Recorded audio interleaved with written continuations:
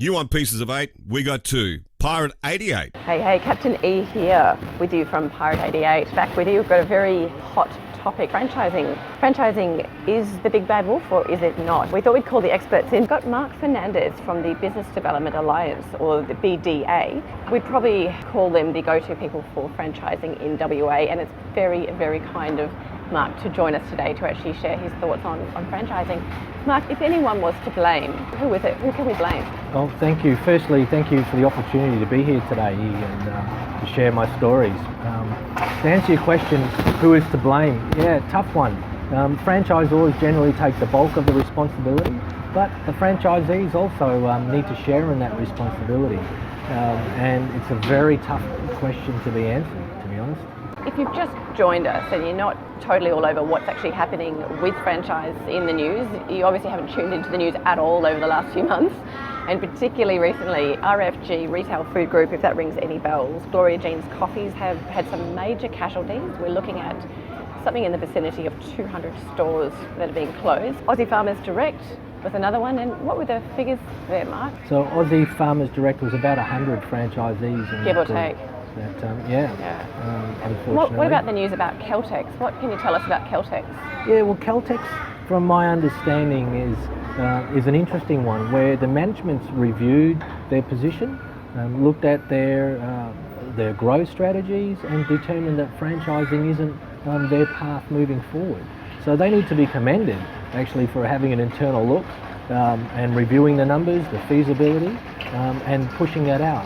Is it good for the current group of franchisees? Probably not today, but we're talking about sustainability, and they're looking at the horizon and what was coming, and that's their role as a franchisor, if you like, or as a licensor, to make sure that they're on that cusp, that cutting edge.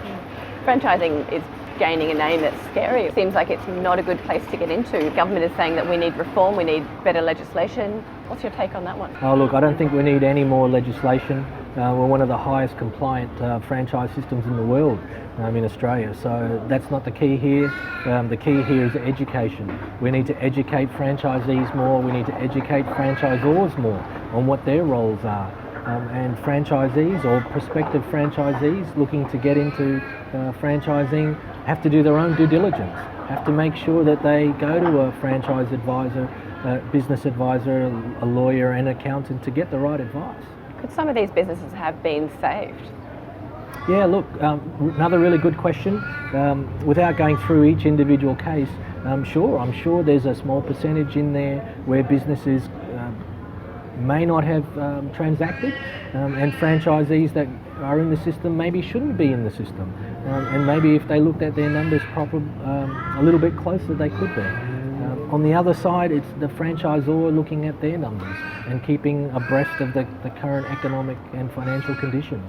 So, some systems need to do that a bit better, and some systems do that really well, and some systems don't even have that on the radar. So a franchise system is designed to make it, would you say, easier, but in this case, franchises are falling over by the dozens. Where does that leave us? I guess you have to look at everything in context. There's over 1,100 franchise systems that are estimated in Australia, producing around about $140 billion to the Australian economy, employing almost 600,000 Australians. How important is it to get the right advice? Oh, look, I don't know if it's important, it's probably critical.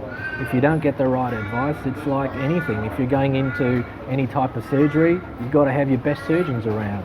Is the overall franchise system or model, particularly when we look at Gloria Jean's and Aussie Farmers Direct, was it set up to fail from the beginning?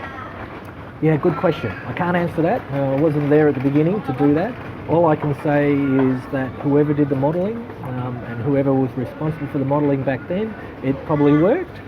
Was it updated? Was it reviewed in line with the current conditions 3 years ago, 5 years ago, 10 years ago, 2 years ago? Not sure. But that's something we highly recommend, that the feasibility and the financial modelling. And when we talk about modelling, we're talking about the franchise fee, the marketing fee, and the ongoing royalty payment that the franchisee would pay. That needs to be reviewed every 3 to 5 years in our view. Who's responsible for regulating that? So there's no regulation on the modelling, and we don't want any regulation on the modelling. All I can suggest is that's part of the best practice that the franchisor needs to undertake, just like they should have a review process for updating their operations manuals, their training manuals, their branding, their logo, their staff personnel, their HR laws, all of those kind of things. Yeah, look, I think where we sit, our position on franchising is it's still very strong.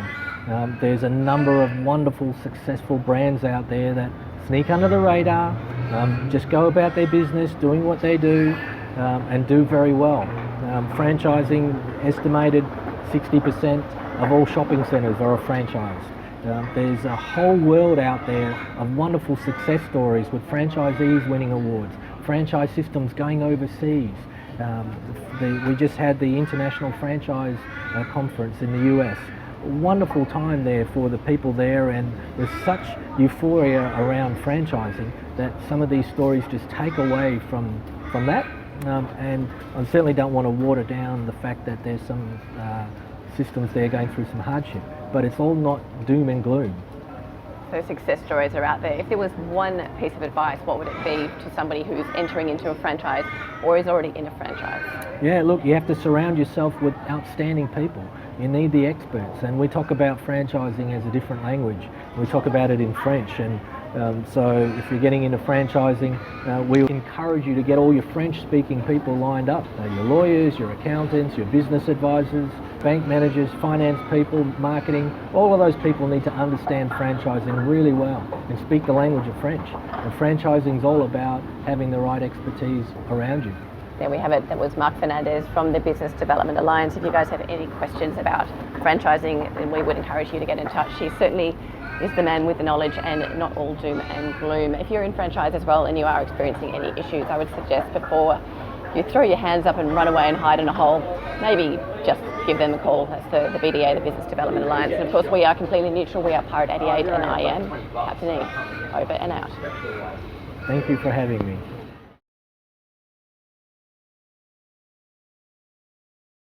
No one's got any good stories. There's no goodwill, there's no positive stories out there at all. It's all slander.